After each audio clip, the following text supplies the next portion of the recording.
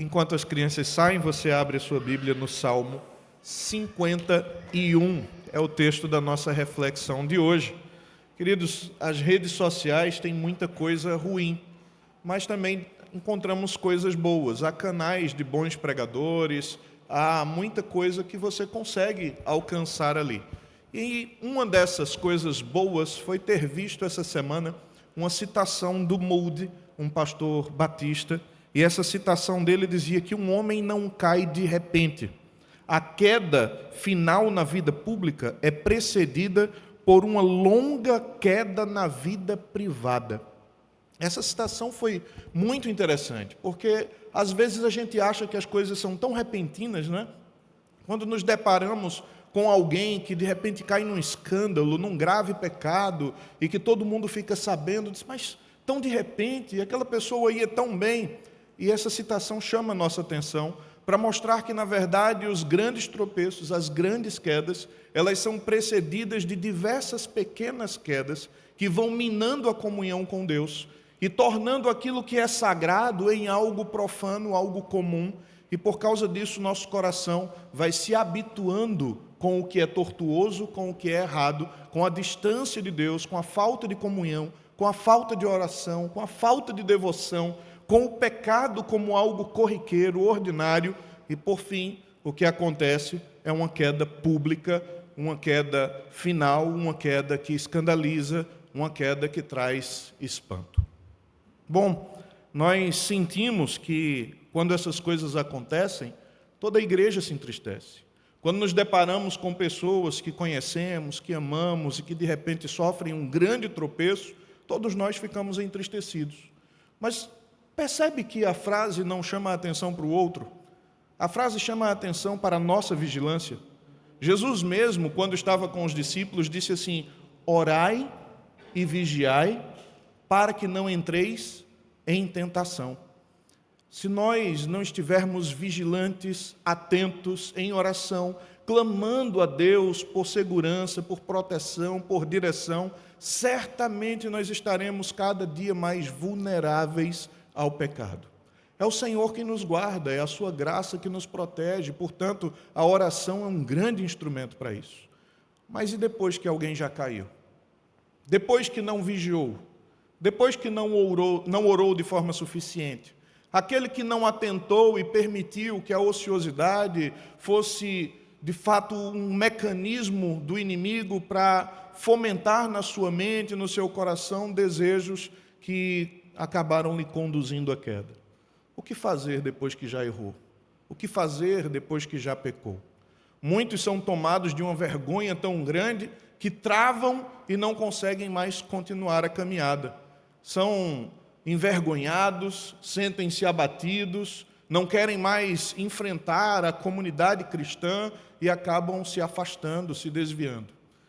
Mas quando nós olhamos para as Escrituras, nós encontramos pessoas que enfrentaram quedas, que começaram de uma forma privada e que foram graduando-se até chegar a uma queda pública grande e escandalosa e que mesmo assim Deus concedeu uma restauração na vida daquela pessoa. Um exemplo disso é a vida de Davi. E esse salmo que nós vamos ler é o resultado de uma experiência como essa.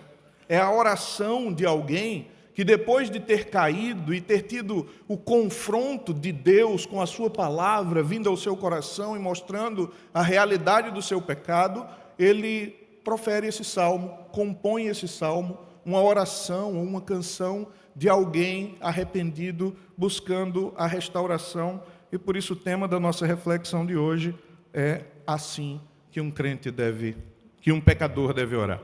Salmo 51. Compadece-te de mim, ó Deus, segundo a tua benignidade. E segundo a multidão das tuas misericórdias, apaga as minhas transgressões. Lava-me completamente da minha iniquidade e purifica-me do meu pecado, pois eu conheço as minhas transgressões. E o meu pecado está sempre diante de mim. Pequei contra ti somente, e fiz o que é mal perante os teus olhos, de maneira que serás tido por justo no teu falar e puro no teu julgar. Eu nasci na iniquidade, e em pecado me concebeu minha mãe. E eis que te comprases na verdade, no íntimo e no recôndito, me fazes conhecer a sabedoria. Purifica-me com o sopo e ficarei limpo. Lava-me e ficarei mais alvo que a neve. Faze-me ouvir júbilo e alegria, para que exultem os ossos que esmagaste. Esconde o rosto dos meus pecados e apaga todas as minhas iniquidades. Cria em mim, ó Deus, um coração puro e renova dentro de mim um espírito inabalável. Não me repulses da tua presença, nem me retires o teu Santo Espírito. Restitui-me a alegria da tua salvação e sustenta-me com um espírito voluntário. Então ensinarei aos transgressores os teus caminhos, e os pecadores se converterão a ti. Livra-me dos crimes de sangue, ó Deus, Deus da minha salvação, e a minha língua exaltará a tua justiça. Abre, Senhor, os meus lábios, e a minha boca manifestará os teus louvores. Pois não te comprases em sacrifícios, do contrário eu te daria, e não te agradas de holocaustos. Sacrifícios agradáveis a Deus são o espírito quebrantado, coração compungido e contrito, não o desprezarás, ó Deus. Faze bem a Sião segundo a tua boa vontade, edifica os muros de Jerusalém. Então te agradarás dos sacrifícios de justiça, dos holocaustos e das ofertas queimadas, e sobre o teu altar se oferecerão novilhos. Pai, nós louvamos o teu nome. Nós louvamos o teu nome porque pecadores como nós precisam de páginas das Escrituras que mostram que o Senhor é capaz de restaurar pessoas que caíram em pecados graves, para que possamos ter a convicção de que o Senhor é o Deus que salva pecadores. Por isso, ó Deus, em nome de Jesus, nós te pedimos que transponhas as nossas limitações, tanto a limitação deste que fala, como a limitação destes que ouvem, para que a tua voz brade em nosso coração e a tua palavra nos fortaleça, nos fortifique para a glória do teu santo nome, em nome de Jesus. Amém. É assim que um pecador deve orar. Uma oração que é fruto de uma experiência profundamente angustiante, de um homem que vinha numa ascensão grande e espantosa. Os irmãos devem lembrar que Davi era alguém que estava cuidando das ovelhas do seu pai, cuidando daquele rebanho, quando Deus de repente manda Samuel ir ali na casa de Jessé, ungir Davi como rei, e a partir daí a vida de Davi muda completamente. Ele não se torna rei imediatamente, mas ele já sai dali, vai para a casa do rei, Saul, que no momento estava possuído por demônios, e Davi tocava a harpa e aliviava Saul, e Saul sentia uma paz bendita vinda do louvor daquele moço. Depois, há uma experiência em que os homens de Israel ficaram temerosos de enfrentar um gigante. Só porque o homem tinha 3 metros de altura por 2 de largura, nenhum soldado queria enfrentá-lo frente a frente. E aí Davi, ainda moço, pequeno, tem coragem e diz: olha, quem é esse incircunciso aí, esse que não tem aliança com Deus, desafiando o nome do Deus de Israel? Eu vou lá e vou enfrentá-lo. E com uma pedrinha, ele consegue acertar a testa do gigante, e ele corta a sua cabeça, e ele ganha aquela batalha. E depois Davi acaba entrando no exército, se torna um grande líder militar, ao ponto das pessoas cantarem que enquanto Saul venceu os milhares, Davi venceu as dezenas de milhares. Davi continua crescendo, até que num determinado tempo, Saul tira a própria vida no campo de batalha, para não deixar que o rei inimigo dominasse sobre Israel. E então, ao invés de Jonatã, o seu filho, Davi é reconhecido como rei. E Davi começa reinando num pedaço apenas do povo de Israel, depois o seu reino vai se expandindo, e quando ele é reconhecido então por todo Israel como rei, Deus faz uma aliança com ele. Ele diz ao Senhor, o profeta Natã, que queria edificar uma casa ao Senhor. Afinal, ele morava num palácio feito de cedro, enquanto a casa de Deus era feita de lona, era tenda, tecidos, couro de animais. E aí Natã o incentiva a fazer isso, mas depois Deus fala com Natã E Natã volta para Davi, e quando volta para Davi diz, olha, você quer edificar uma casa a mim, mas eu é que vou edificar a sua casa. É mais ou menos isso que Deus diz, dizendo que não faltaria trono em Israel, não faltaria descendente de Davi que reinasse sobre Israel, e é claro que isso nos dá uma promessa futura do grande rei que viria, do rei messiânico, mas vejam que Deus, ele é com Davi de uma maneira tremenda. E quando Davi conhece a atuação de Deus, ele tem coragem, ele enfrenta batalhas, ele vence inimigos, ele expande o reino, ele constrói castelo, ele aumenta o exército, ele enriquece ainda mais. E então o reino de Israel começa a viver o início do seu apogeu, que vai culminar no reino de Salomão, que aí sim é o ápice do reino de Israel.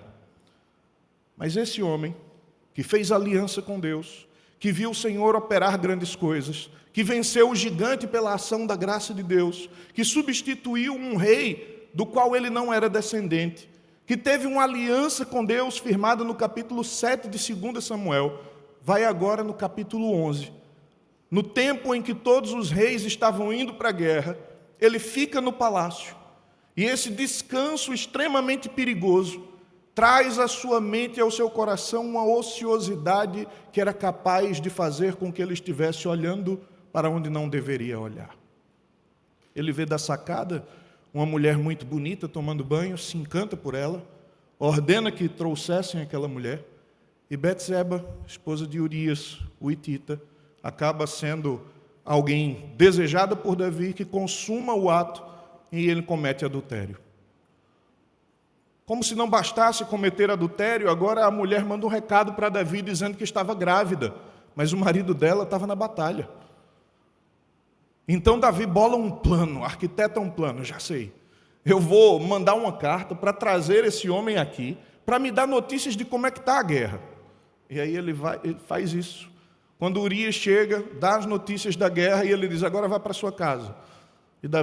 E Urias dorme na calçada. Quando Davi percebe aquilo, os seus secretários o avisam, ele então fica preocupado, e aí manda uma cartinha nas mãos de Urias, porque Urias recusou-se a ir para casa, quando ele disse, olha, o meu exército, os meus líderes, os meus companheiros estão em frente de batalha, batalhando, acampados ao ar livre, eu vou dormir na minha casa? Aproveitar do aconchego da minha esposa? De maneira nenhuma. E dormiu na calçada mais uma vez. Davi então manda ele embora para a batalha, com uma cartinha para o general que dizia assim, coloque esse homem, Urias, na frente da batalha, num campo perigoso, e garanta que ele será exposto em guerra. E é isso que é feito, ele vai para uma batalha, numa das mais perigosas, é colocado à frente, e ele é alvejado ali por arqueiros, e ele acaba morrendo. Tudo fica tranquilo para Davi. Foi um homem que no secreto cometeu um adultério. Depois, no secreto, tentou enganar Urias para dizer que o filho era dele, mas Urias não foi na onda, então o pecado começou a se agravar. E aquilo que começa com uma cobiça indevida e que se torna um adultério, finaliza como um homicídio, e depois desse homicídio, ele toma a mulher de Urias para si, casa-se com Betseba, e ela engravida, já estava grávida, ela tem um filho e depois torna-se a mãe de Salomão. É nesse contexto, onde parece que está tudo bem, onde a queda de Davi continua no privado, onde tudo está em secreto, onde poucas pessoas sabem das artimanhas que ele cometeu para poder ficar com aquela mulher, que um homem de Deus, um profeta, chega para ele com uma história para ele julgar. E o profeta Natã diz que um certo homem rico, que tinha muitas posses e muitas ovelhas, recebeu um visitante, e tinha um homem pobre que tinha apenas uma ovelhinha, que ele amava muito e que tinha criado desde sempre, e essa ovelhinha comia do bocado com ele, tomava no copo dele, dormia na cama dele. Ele criava essa ovelhinha como se fosse a própria filha. E esse homem rico, de repente, toma essa ovelhinha, mata e faz o cozido e oferece ao seu visitante. Tendo ele tantas posses, tomou a ovelhinha daquele homem pobre que só tinha aquela. Davi ficou indignado com aquela história que Natan contou. Ele ficou irado. Ele olhou para Natan e disse: olha, digno de morte é esse homem que faz tal coisa. A sentença já está declarada, ele merece morrer. É quando o profeta, corajoso, olha para o rei e diz: esse homem és tu. Irmãos, Davi poderia ter feito como Saul, quem sabe, e acusado Natan de rebelião contra o rei e tentado matá-lo. Mas para onde ele ia fugir da face de Deus? Ele podia se esconder dos profetas, poderia se esconder dos seus secretários, poderia se esconder dos seus militares, mas diante daquele que tudo vê, o que ele poderia fazer? Ele reconhece o seu pecado, ele clama perdão ao Senhor. E o Salmo 51 que nós lemos, esse belo salmo, é o texto que nos mostra um coração de um pecador arrependido, buscando ao Senhor, querendo perdão, querendo restauração, querendo consolo, querendo renovo, querendo que o Senhor retome a aliança, que não o expulse da sua presença, que não retire dele o Espírito Santo, que não faça aquele homem abandonado e ao léu. Ele estava disposto, quem sabe, até perder o reino e outras coisas, mas ele não podia perder a alegria da salvação. É nessa oração que nós vemos como alguém que se reconhece pecador deve falar com Deus quando se encontra assim. E, portanto, a oração de alguém que se reconhece pecador deve traçar alguns passos que nós vemos e responder a essa questão: como é a oração de alguém que se reconhece em pecado. Deve começar com a resposta de que essa oração deve ser a confissão genuína de um pecador arrependido. Veja que ele começa clamando por misericórdia e reconhecendo o seu pecado. Mas nesse clamor, nessa confissão genuína de um pecador arrependido, nós vemos um pecador que conhece a Deus, um pecador que sabe quem é o Senhor, que conhece os seus atributos, pois nenhum homem que se encontra em situação de pecado jamais arriscaria pedir perdão a Deus sem saber que Deus é misericordioso, sem saber que Deus é compassivo, sem saber que Deus perdoa pecados. E é exatamente por isso que Davi começa dizendo: compadece-te de mim, ó Deus, segundo a tua benignidade. Ele relata um atributo do Senhor, algo que diz quem Deus é. Deus é benigno. E ele clama essa compaixão, essa benignidade, segundo a multidão das tuas misericórdias. Veja, irmãos, Davi não inicia descrevendo o peso da sua culpa, mas ele começa falando que Deus é cheio de misericórdia. E o termo hebraico que ele usa aqui primeiro para essa compaixão é Hana, que traz a ideia de curvar-se, de inclinar-se para ouvir. Davi em pecado é ousado a ponto de dizer a Deus: Senhor, inclina-te para me ouvir. Curva e ouve a minha oração. Atenta para o que eu estou a pedir. E ele diz mais. Há uma palavra aqui também para misericórdia, que é rahamim. Rahamim é derivada de uma outra palavra em hebraico, rehen, que significa útero. Então veja que no hebraico misericórdia está associada a útero, a víscera, a algo interior, visceral. É aquele amor de mãe que brota das vísceras. Vejam que quando Deus quer comparar o amor dele com alguma coisa, ele compara lá em Isaías com o amor de uma mãe que amamenta. Ele diz: pode por acaso uma mãe que amamenta esquecer-se do seu filho, do filho do seu ventre? E aí ele diz: mas ainda que essa viesse a se esquecer, eu não me esqueceria de você. Davi conhece atributos divinos que faz com que ele recorra a Deus. Sem conhecer a Deus, ninguém tem coragem de vir até ele e pedir perdão. Sem conhecer a Deus, ninguém pode ser impulsionado a uma mudança. Ninguém pode ser direcionado a uma mudança de atitude, a uma alteração de caminho, a uma reconfiguração da vida, a novas diretrizes, novos passos. Sem conhecer a Deus, a vida não muda. Mas percebam que esse homem que conhece a Deus é um homem que também conhece a si mesmo. Porque uma das consequências do conhecimento de Deus é conhecer melhor quem nós somos. Aliás, Calvino, quando começa as Institutas, ele trata exatamente a respeito do conhecimento de Deus e de nós mesmos. E há uma relação intrínseca aqui. Há muita gente que vai fazer terapia para se conhecer melhor. É bom, é útil. Mas sem conhecer a Deus, você não vai se conhecer melhor. Você só conhece a si mesmo quando você conhece a Deus. Uma mão não pode viver sem a outra. Sem o conhecimento de Deus, você não tem conhecimento de si. E é por saber quem Deus é, cheio de compaixão, graça, misericórdia, segundo essa multidão dos úteros, como o texto apresenta aqui, essa imagem visceral, é que Davi não apenas clama pelo perdão do seu pecado, mas ele reconhece o seu pecado, dizendo: eu conheço, verso 3, as minhas transgressões. Ele conhece o seu pecado. Ele sabe que cobiçou, ele sabe que adulterou, ele sabe que foi homicida, ele sabe que silenciou diante disso, que articulou, que planejou o mal. Ele sabe quem ele é. Mas vejam que uma das coisas que faz com que nós aprendamos e cresçamos à medida que nós conhecemos a Deus e a nós, nessa relação de pecado e misericórdia, é saber que todo pecado é contra Deus. Davi tinha pecado aqui contra Urias. Davi tinha pecado contra Betseba.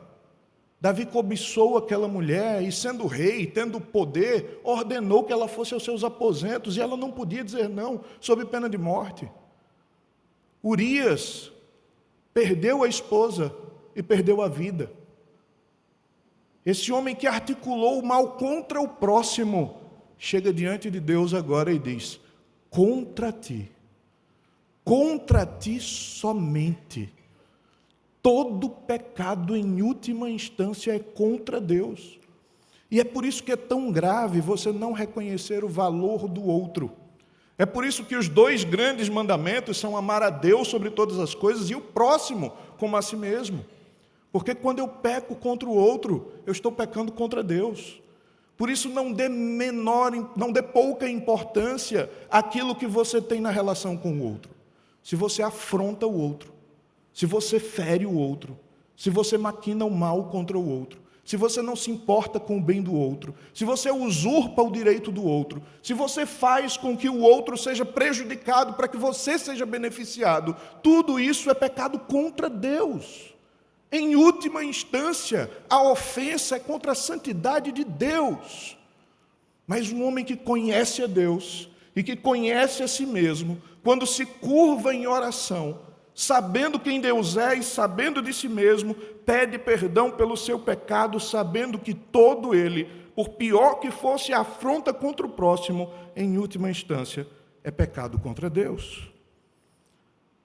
E aí, quando ele entende que ele pecou contra o Senhor, ele dá uma declaração interessante no final do verso 3. Ele diz: e o meu pecado está sempre diante de mim.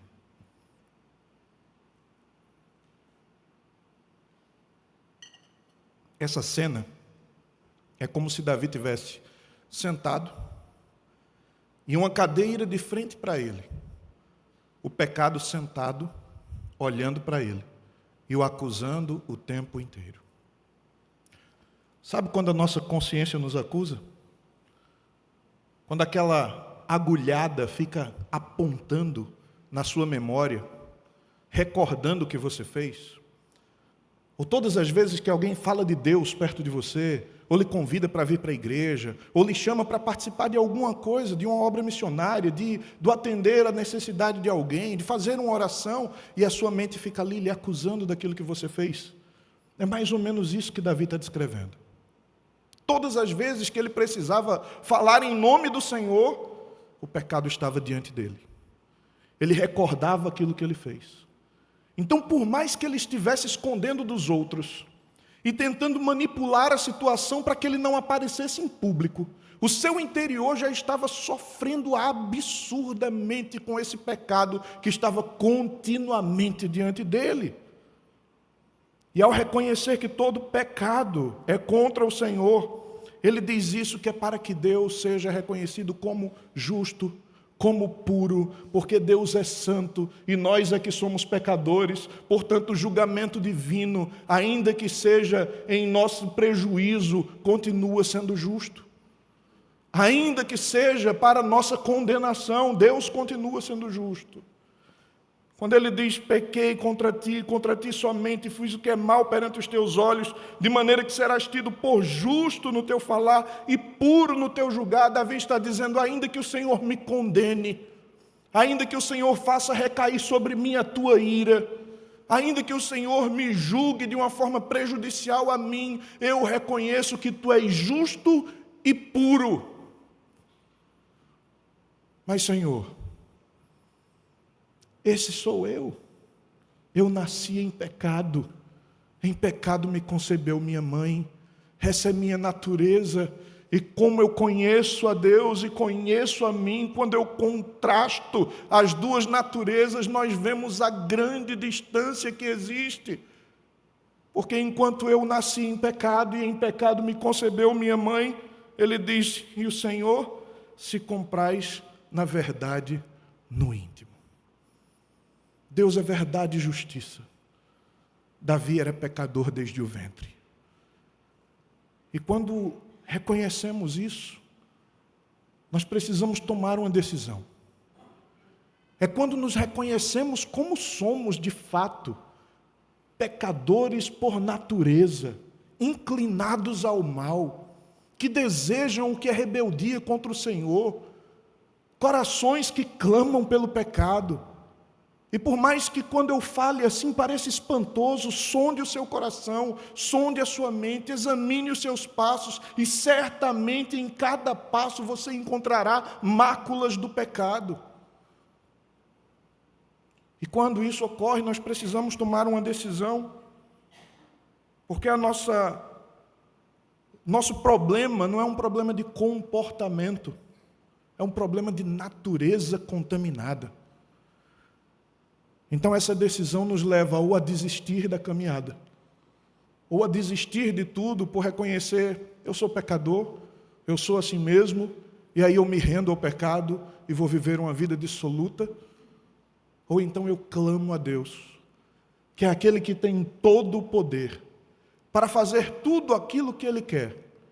E quando eu clamo a Deus, clamo ao Senhor por uma restauração, sendo eu um pecador penitente. Esse seria o segundo ponto da nossa mensagem, que responde como deve ser a oração de um pecador arrependido. O segundo ponto diz que é o clamor por uma restauração de um pecador penitente. Essa restauração que só Deus é capaz de fazer. Vejam que no verso 7, ele diz, purifica-me com o hisopo e ficarei limpo. O hisopo era uma plantinha usada pelos sacerdotes em alguns rituais de purificação. Por exemplo, um leproso que ficava distante da sociedade. Quando ele finalmente era encontrado sem mais nenhuma mancha, totalmente curado, ele deveria se apresentar ao sacerdote. E o sacerdote examinava toda a sua pele.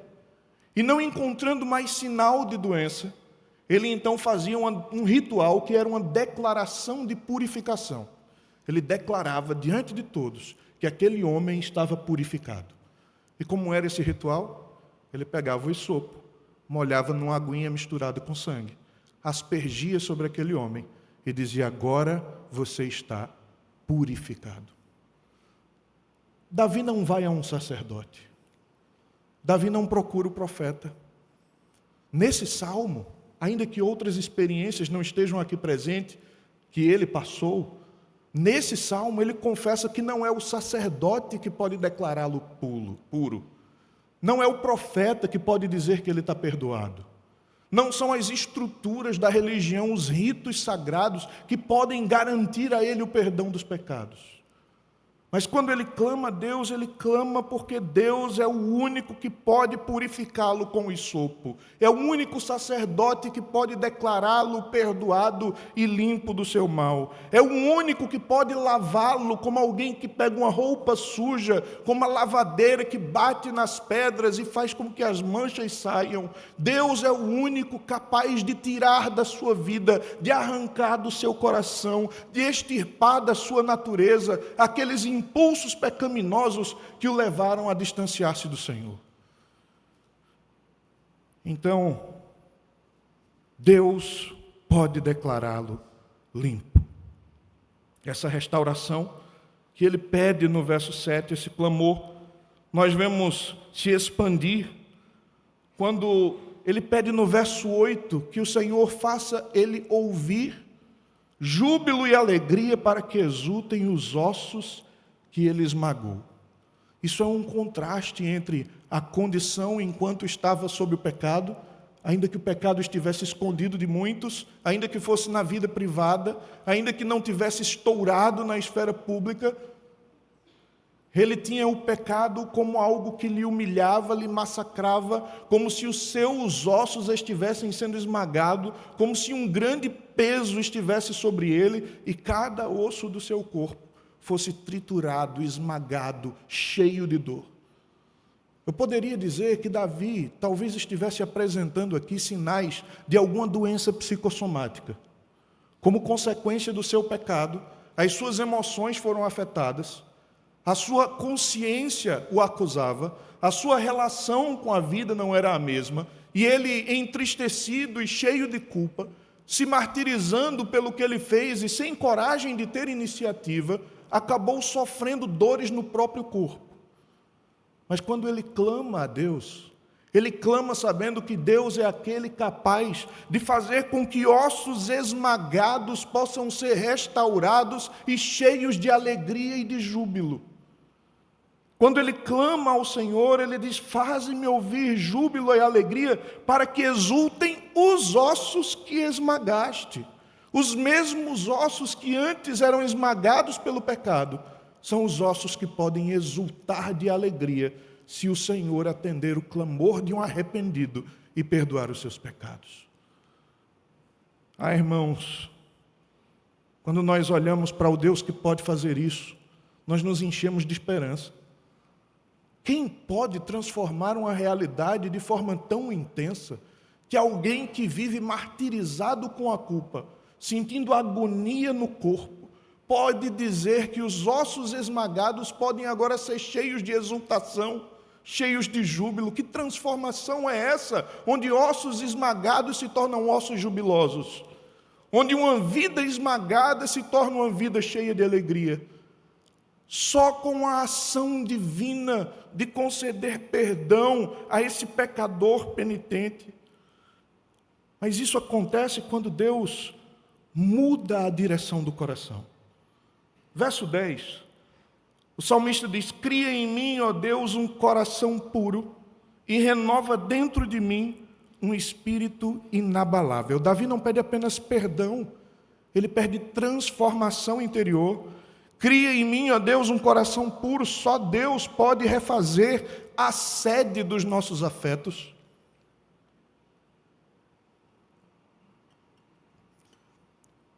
É do coração do homem que procedem as fontes da vida. É do coração do homem que podem brotar as melhores ideias e os mais terríveis pensamentos. Mas se Deus cria dentro de nós um coração puro, as nossas inclinações não são as mais pecaminosas, mas são as mais santificadas. Não por nós, mas pela ação de Deus no nosso interior. Isso é o que nós chamaríamos, na linguagem teológica, de regeneração. É pegar alguém completamente caído e distorcido e dar a ele uma nova vida, uma nova geração, uma nova disposição. Claro que Davi não está aqui fazendo precisamente essa ideia de que ele perdeu salvação e que agora ganharia novamente, não é isso.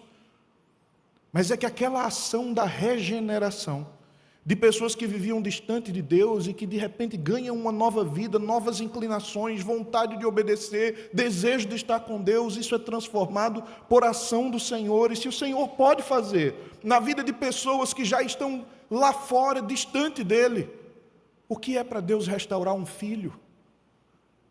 Lembra da parábola do filho pródigo? O filho foi embora, gastou os seus bens de forma impensada, inconsequente. Mas quando ele caiu em si e retornou para o pai correu até ele. E os nobres não correm. Pelo menos essa era a visão da antiguidade. Correr é coisa de criança. Mas o pai corre. E o pai o abraça. E o pai o segura e o beija. E ordena aos servos que mudem tudo, que preparem a festa, que matem o bezerro cevado, que ponham um anel no dedo, que ponham a sandália nos pés, que mudem completamente a situação, porque aquele filho era morto e reviveu, era perdido e foi achado. Deus é aquele que tem prazer em transformar situações de pecadores caídos e perdidos em filhos restaurados e santificados para a glória do seu nome. Ah, queridos, como é bom confiar no Senhor. Como é bom saber que Ele faz sem que eu mereça e sem que você mereça, mas Ele se alegra em fazer. O texto de Isaías 53 diz que quando Ele ver o trabalho das suas mãos, a sua alma ficará satisfeita. Satisfaz o Senhor regenerar pessoas, transformar vidas, reerguer filhos, porque é aquele que do pó ergue o caído, do monturo reergue o necessitado. O Senhor tem prazer em abençoar. Eu lembro de Agostinho, um dos exemplos mais marcantes da história do cristianismo. Esse homem que, quando na sua juventude era completamente entregue a uma vida dissoluta, e que acabava dizendo que tinha vontade de conhecer uma vida mais pura, mas não ainda, porque o seu desejo estava para o pecado. De repente ele tem a experiência de ouvir uma criança cantando, toma e lê.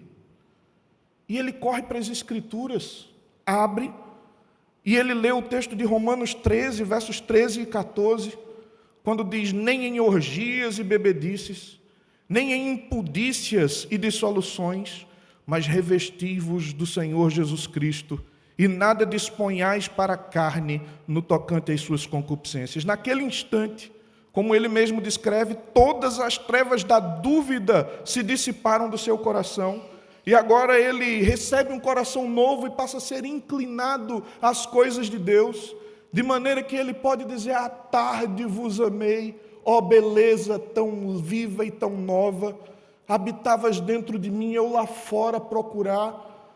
A nossa alma busca, mas só encontrará satisfação quando encontrar no Senhor.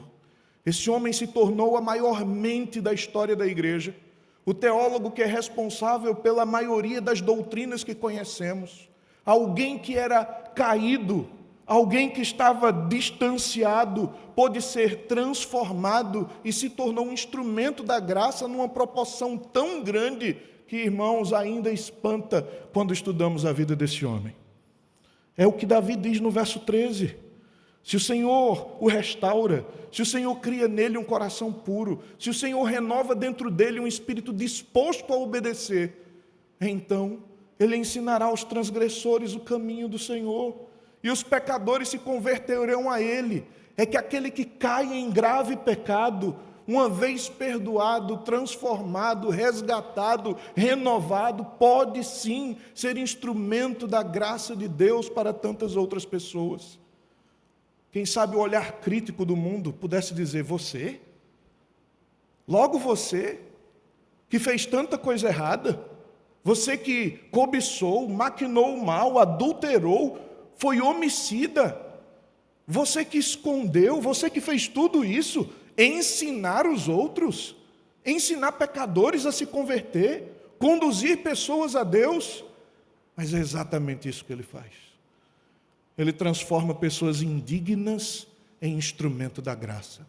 Ele transforma pessoas caídas em canais de bênção, porque é aquilo que Ele faz em nós, Ele demonstra a partir de nós, que pode fazer também no outro. Por fim, o salmista Davi diz a partir do verso 14, que agora a sua oração se torna um culto público do pecador restaurado. Percebam que é o culto daquele antigo homicida, que agora tem pavor dos crimes de sangue. Ele diz: livra-me dos crimes de sangue, ó Deus, Deus da minha salvação, e a minha língua exaltará a tua justiça. Quando Deus transforma, Ele transforma de uma forma tão intensa, que aquilo que era a nossa marca se torna algo que nos repulsa, que nos causa repulsa, que nos causa ojeriza. Aquilo que marcava a nossa vida como característica principal do que fizemos, pode ser tão distanciado de nós, arrancado para tão longe de nós, que ao invés de nos seduzir ainda, pelo contrário, nos causa ânsia. O Salmo 103 diz que assim como dista o oriente do ocidente, Ele afasta de nós as nossas transgressões. Assim como o céu está elevado acima da terra, é que Ele faz quando perdoa os nossos pecados. Mas isso se torna um culto público, porque veja que ele começa a falar aqui que Deus não tem prazer nos sacrifícios. Onde é que o sacrifício era oferecido? No templo, aliás, aqui nesse período, no tabernáculo. Era oferecido de forma pública, coletiva, com o povo adorando a Deus, com o povo em culto, cumprindo com rituais.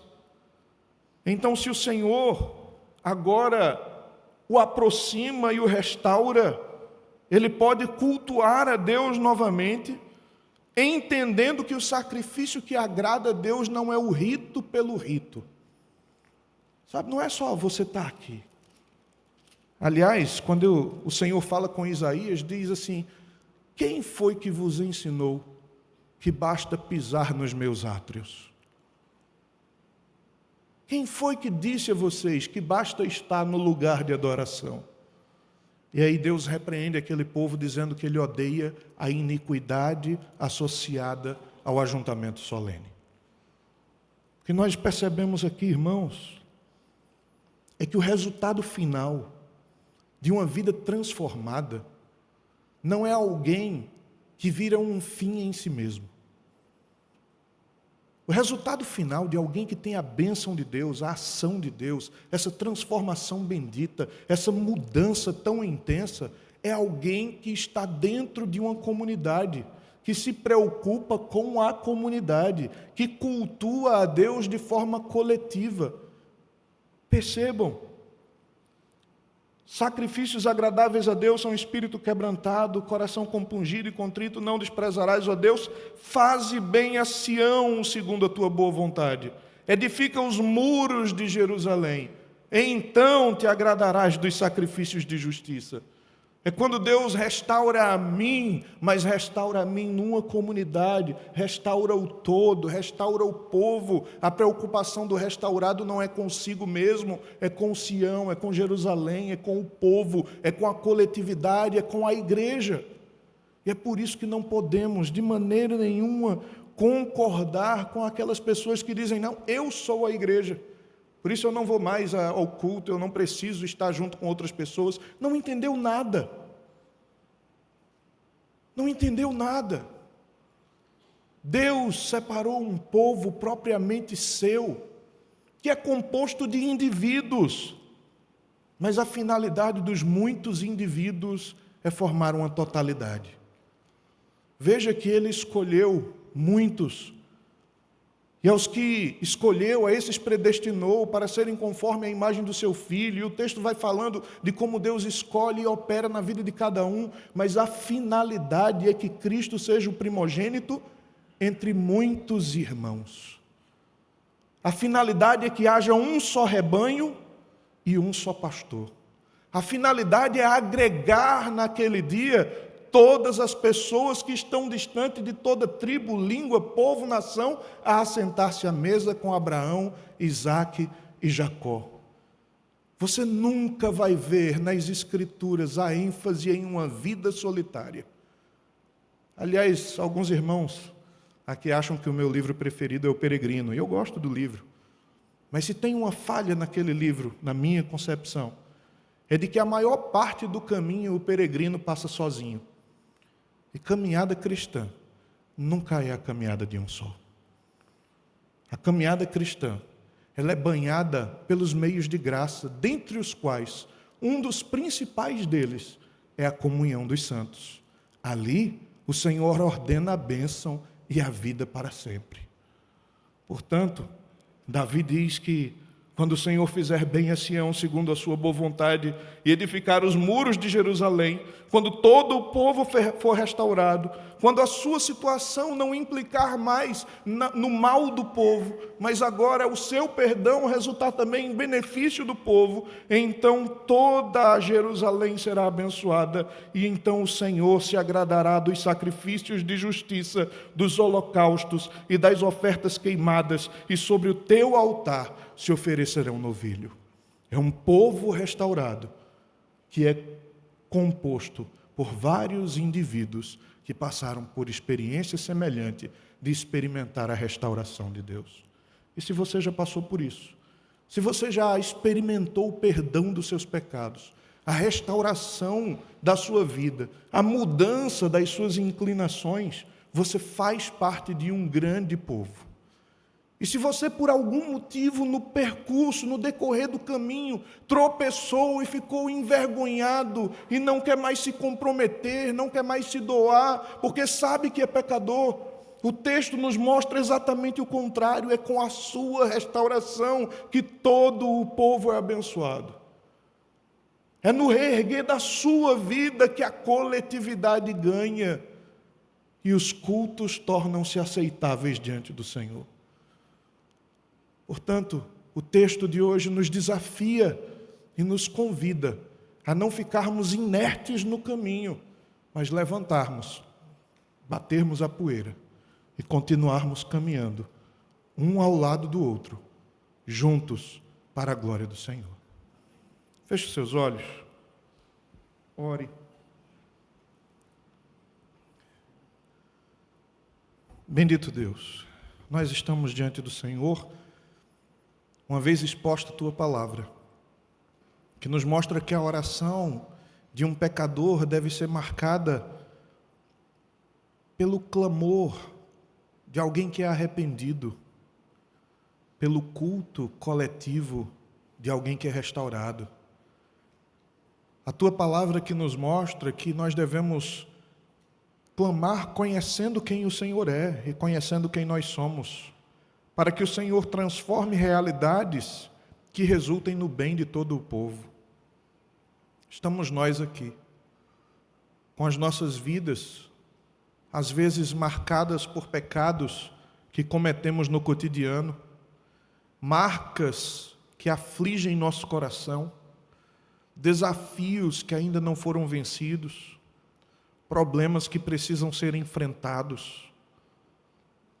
E a Tua palavra nos convoca a não vencermos na nossa força, mas a confiarmos que o Senhor é que é capaz de nos fazer transpor as nossas dificuldades, de nos fazer vencer os nossos pecados, de nos fortalecer ao ponto de mudar as inclinações do nosso coração e, por fim, de nos fazer congregados junto com um povo que é composto por várias pessoas transformadas, num culto coletivo de adoração ao Senhor, pelo reconhecimento do que o Senhor tem feito em nós. Por isso nós te pedimos, restaura, Senhor, a nossa sorte, como as correntes do Neguebe. Restaura, Senhor, o teu povo. Restaura, Senhor, o nosso coração aflito. Se há pecadores aqui que por acaso pararam no caminho, nós te pedimos que o Senhor renove, restaure, perdoe e impulsione para que sigam em frente. E aqueles que ainda não enfrentaram quedas como estas, nós te pedimos, livra do mal, guarda-nos em teu nome, faça-nos atentos à caminhada, não nos deixes displicentes, porque é o Senhor quem nos protege, mas precisamos de vigilância e de oração. Abençoa o teu povo, para a glória do teu nome, em nome de Jesus. Amém.